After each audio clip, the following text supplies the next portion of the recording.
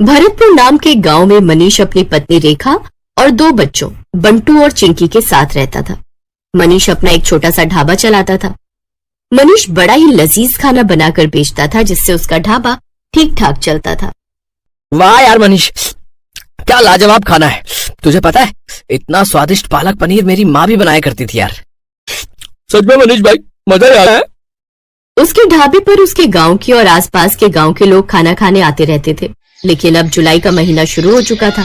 उसका ढाबा कच्चा बना हुआ था, जिस कारण बरसात के समय में वहां पानी टपकना शुरू हो जाता था और इसलिए बरसात में उसका धंधा मंदा पड़ जाता था। उसके ढाबे पर कम ग्राहक आने लगते हैं। बाहर बारिश जोरों पर थी। हे भगवान, पिछले 2 हफ्ते से बहुत ही कम ग्राहक आए हैं ढाबे पर। अगर ऐसे ही चलता रहा तो कैसे काम चलेगा।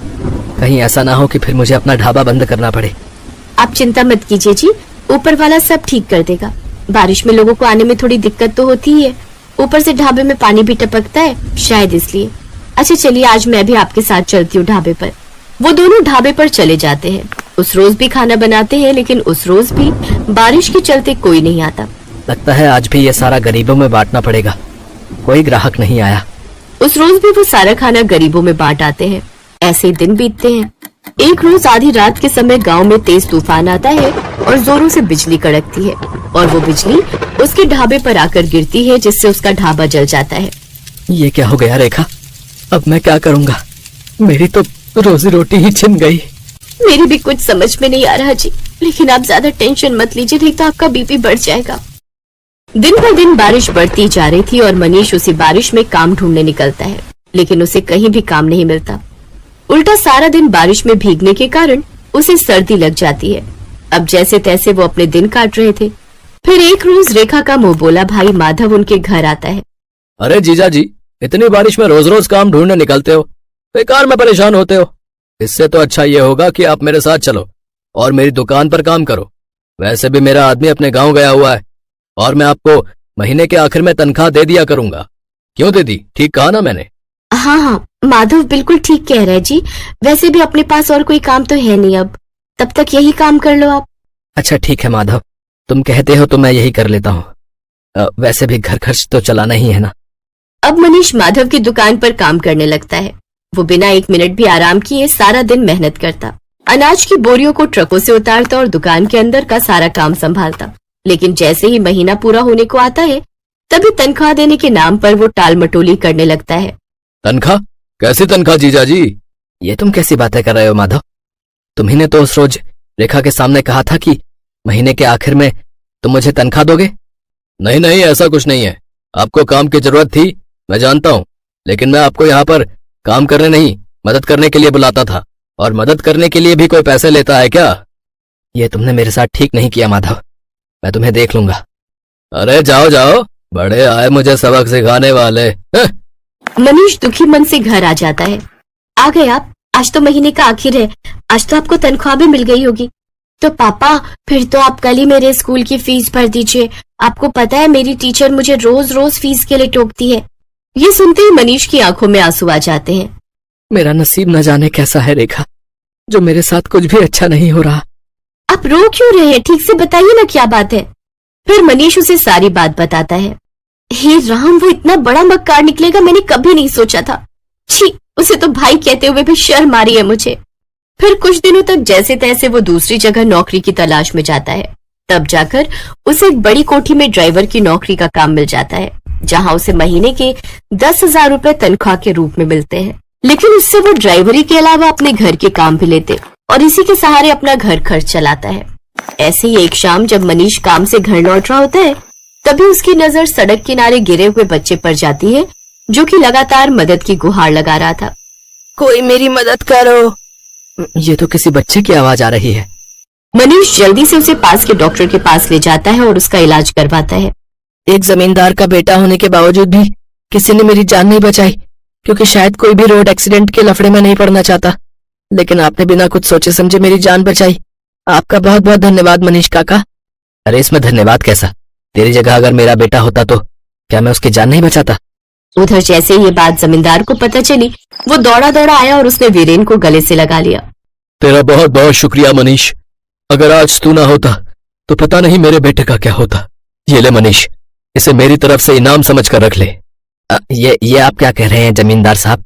मुझे इन पैसों की कोई जरूरत नहीं है। रख लो मनीष, तुमने मेरे जान से प्यारे बेटे को बचाया है, तो उसके आगे तो ये सब कुछ भी नहीं है। मनीष जब घर आकर देखता है तो वो पूरे 5 लाख रुपए होते हैं। ये देख वो बहुत खुश होता है। अब वो जल्द ही सड़क किनारे अपनी जमीन पर खुद का पक्का ढाबा खोल लेता है। सड़क किनारे होने से अब उसकी और भी ज्यादा कमाई होने लगती है। अब बरसात में न तो उसके ढाबे की छत टपकती और न ही ग्राहकों की कमी होती, क्योंकि गाड़ियों में घूमने निकले लोग उसके ढाबे पर ही अपनी गाड़ी रोकते और लजीज लजीज खाना खाकर बारिश के मजे लेते। अब मनीष अपनी पत्नी और बच्चों के साथ खुशी खुशी रहता।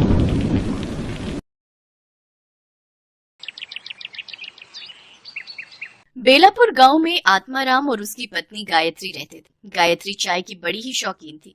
जैसे ही बारिश का मौसम आता तब तो वो बस हर वक्त चाय की रट लगाती रहती। उसका पति आत्माराम मेहनत मजदूरी करके कुछ पैसे कमाता था। गायत्री घर संभालती थी, लेकिन वो चाय की इतनी शौकीन थी कि घर में राशन हो ना हो, लेकिन चाय बनाने का हर सामान हर पल उसके घर में रहता था। उसके पति को जब भी मजदूरी मिलती तो वो उसमें से राशन के साथ साथ अपनी चाय पत्ती और चीनी एडवांस में हिलाकर रख लेती।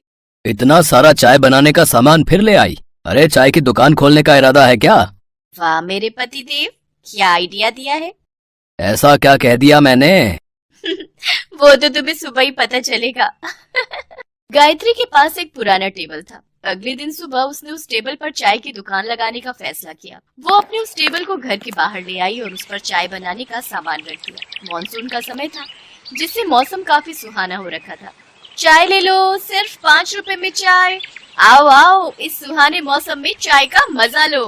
कुछ ही देर में उसके पास चाय पीने के लिए लोग आने लगे। ठंडी ठंडी हवा, मॉनसून का महीना, सुहाना मौसम और ऊपर से अदरक इलायची मसालों वाली चाय। बहन जी, एक कप मुझे भी देना। ऐसे ही देखते सुबह से दोपहर हो गई। आत्माराम गुस्से में बड़बड़ाता हुआ बाहर आया। सारा दिन बस लोगों को चाय ही पिलाती रहोगी या घर में खाना भी बनाओगी? हाँ तो कौन सी आफत आ रही है? दिख नहीं रहा बीवी बिजनेस कर रही है, खुद ही जाकर बना लो खाना। लेकिन मेरी माँ, बनाऊं किसमें? चूल्हा तो तुम हथिया कर बैठी हो। अरे हाँ, मैं तो भूल ही गई थी। अच्छा, आज मेरा काम का पहला दिन है, परेशान मत करो। खाना अब सीधा रात को ही खाना, तब तक इस चाय से ही काम चलाओ। लो, एक कप चाय पियो। नहीं पीनी है तुम्हारी चाय। हे भगवान, मैं क्या करूं इस औरत का? काश कि कोई चाय देने वाला पेड़ होता जो सारा दिन बस चाय ही देता रहता। शाम को जब ग्राहक आने बंद हो गए तो गायत्री ने चूल्हा अंदर ले जाकर रख दिया और उसमें खाना बनाने लगी। साथ ही उसने चाय के पतीले में बची हुई थोड़ी सी चाय को अपने घर के आंगन में लगे पेड़ की जड़ों में डाल दिया। सुबह जब गायत्री आंगन में झाड़ू लगा रही थी तो उसकी नजर उस पेड़ पर गई। अरे, एक रात में इस पेड़ पर इतने फल कैसे लग गए? कल रात तक तो इसमें कुछ भी नहीं था। तभी वहाँ आत्माराम भी आ गया। हाँ, इसमें तो बहुत सारे फल लगे हैं, चलो एक तोड़कर देखते हैं। आत्माराम ने फल तोड़ा तो उस फल में से चाय निकली। इस फल में चाय? भला ये कैसे हो सकता है? हाँ, चाय, क्योंकि मैं एक जादुई पेड़ हूँ। कल तुमने मेरी जड़ में चाय डाली थी, इसलिए अब तुम्हें हर रोज चाय मिलेगी। तुम जितनी चाहो उतनी चाय के फल मुझसे तोड़ सकते हो। वाह, ये तो बहुत ही अच्छा हुआ। अब हम बिना लागत लगाए ही लोगों को मुफ्त की चाय बेचेंगे और खूब मुनाफा कमाएंगे। अच्छा सुनिए जी, ग्राहक आते ही होंगे, तुम जल्दी से इन फलों से चाय निकाल कर केटल में डालो ताकि मैं उन्हें बेच सकूं। उन्होंने जल्दी से केटल में चाय भरी और फिर गायत्री उसे अपने टेबल लगाकर बेचने लगी। गायत्री बहन, आज तुम चाय चूल्हे पे नहीं बना रही? इस केटल में तो ठंडी होगी ना? नहीं भाई साहब, चाय एकदम गर्म है, बस अभी चूल्हे से उतार कर लाई हूँ। इस चाय में बड़ा ही स्वादिष्ट स्वाद है भाई। है? अब गायत्री के ग्राहक और भी बढ़ गए, क्योंकि जो स्वाद उस पेड़ की चाय का था वैसा स्वाद उन्हें और कहीं नहीं मिला। गायत्री अब खूब मुनाफा कमाने लगी। वो हर रोज सुबह फल तोड़ती और उसमें से चाय निकालकर लोगों को बेचती। एक रोज ऐसे ही रात को बहुत तेज आंधी तूफान चलने लगे और जोरों की बारिश हुई, जिसमें कि उस पेड़ पर लगे सभी फल टूटकर नीचे गिर गए। ये देख गायत्री बहुत परेशान हो गई और रोते हुए भगवान से प्रार्थना करने लगी। हे भगवान, ये क्या, सारे फल तो नीचे गिर गए। अब मैं अपने ग्राहकों को मुफ्त की चाय कैसे बेचूंगी? सोचा था अब हमारे अच्छे दिन आएंगे, अब हम कुछ बचत कर पाएंगे, लेकिन लगता है हमें फिर से दिहाड़ी मजदूरी करके जीवन काटना होगा। इसके बाद गायत्री उदास होकर दरवाजे पर ही बैठ गई और उसकी वहीं आंख लग गई। लेकिन अगली सुबह जब उसकी आंख खुली तो उसने देखा कि वो पेड़ फिर से पूरी तरह चाय के फलों से भरा पड़ा है। ये चमत्कार देख गायत्री और आत्माराम बहुत खुश हुए। फिर बारिश के मौसम में भी गायत्री तिरपाल लगाकर चाय बेचने लगी। अब तो भरी बारिश में भी लोग उनके यहाँ चाय का स्वाद चखने जरूर आते। उन्हें उस पेड़ की चाय की लत जो लग गई थी। आत्माराम ने भी अब मजदूरी छोड़ दी और वो भी अब अपनी पत्नी का हाथ बटाने लगा। उन्हें अब बिना लागत के चाय बेचकर खूब मुनाफा होने लगा और अब उनकी गरीबी के दिन दूर होते गए।